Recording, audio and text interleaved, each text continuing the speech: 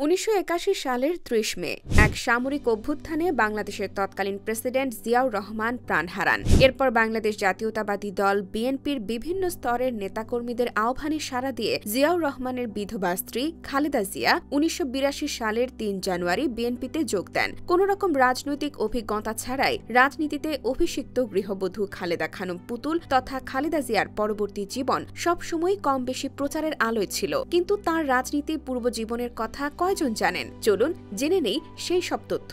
ফেনী জেলার ফুলগাজী উপজেলার শ্রীপুর গ্রামের মজুমদার বাড়ির ছেলে ইস্কান্দার মজুমদার, পিতা হাজী সালামত আলী, মা ওয়াবুর রহমান। ইস্কান্দার মজুমদারের মায়ের বাড়ি জলপাইগুড়িতে। ইস্কান্দার মজুমদার ১৯১৯ সালে ফেনী থেকে জলপাইগুড়ি যান। বোনের বাসায় থেকে ম্যাট্রিক পাশ করেন এবং পরে চা ব্যবসায় জড়িত হন। ১৯৩৭ সালে জলপাইগুড়িতে বেগম তৈয়বা মজুমদারকে বিয়ে করেন। জলপাইগুড়ির নয়াবস্তি এলাকায় ১৯৪৭ সাল পর্যন্ত বসবাস করেন। ১৯৪৫ সালে ইস্কান্দার মজুমদার ও তৈয়বা মজুমদারের কোল জুড়ে জন্ম নেন খালেদা খানম পুতুল, যিনি পরবর্তী জীবনে পরিচিত হয়ে ওঠেন খালেদা জিয়া নামে। খালেদা মাত্র ৫ বছর বয়সে দিনাজপুরের মিশন স্কুলে ভর্তি হন। এরপর ১৯৬০ সালে তিনি দিনাজপুর সরকারি বালিকা উচ্চ বিদ্যালয় থেকে ম্যাট্রিকুলেশন সম্পন্ন করেন। একই বছর তিনি জিয়াউর রহমানকে বিয়ে করেন। তিনি স্বামীর সাথে পশ্চিম পাকিস্তানে বসবাসের পূর্বে ১৯৬৫ সাল পর্যন্ত দিনাজপুরের সুরেন্দ্রনাথ কলেজে পড়াশোনা করেছেন। ১৯৬০ সালে বিয়ের সময় খালেদা জিয়ার স্বামী জিয়াউর রহমান ছিলেন পাকিস্তান সেনাবাহিনীর একজন ক্যাপ্টেন।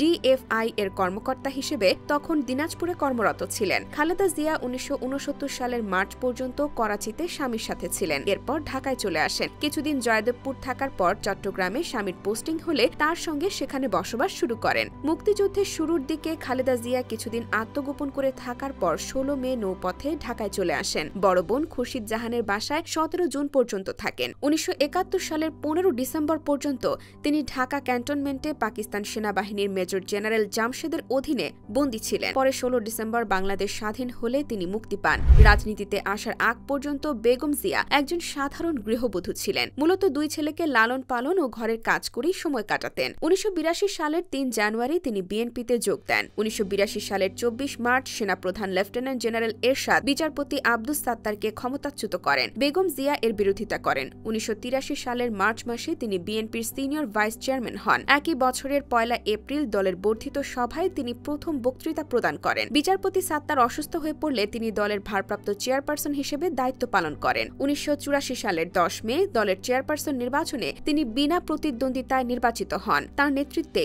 মূলত বিএনপির পূর্ণ বিকাশ হয়। এভাবে রাজনীতির আঙিনায় পা দিয়ে খালেদা জিয়া ধীরে ধীরে গৃহবধূ থেকে সম্পূর্ণরূপে রাজনৈতিক ব্যক্তিত্ব হয়ে ওঠেন। স্বামীকে হারানোর শোক বুকে নিয়ে অভিজ্ঞতাবিহীন এই জগতে পা দিয়ে যেভাবে খালেদা নিজেকে বাংলাদেশের রাজনীতির কেন্দ্রবিন্দুতে নিয়ে গিয়েছিলেন, এমনকি নিজে পরবর্তীতে বাংলাদেশের প্রথম মহিলা প্রধানমন্ত্রীও হয়েছিলেন, তা অবশ্যই প্রশংসনীয়।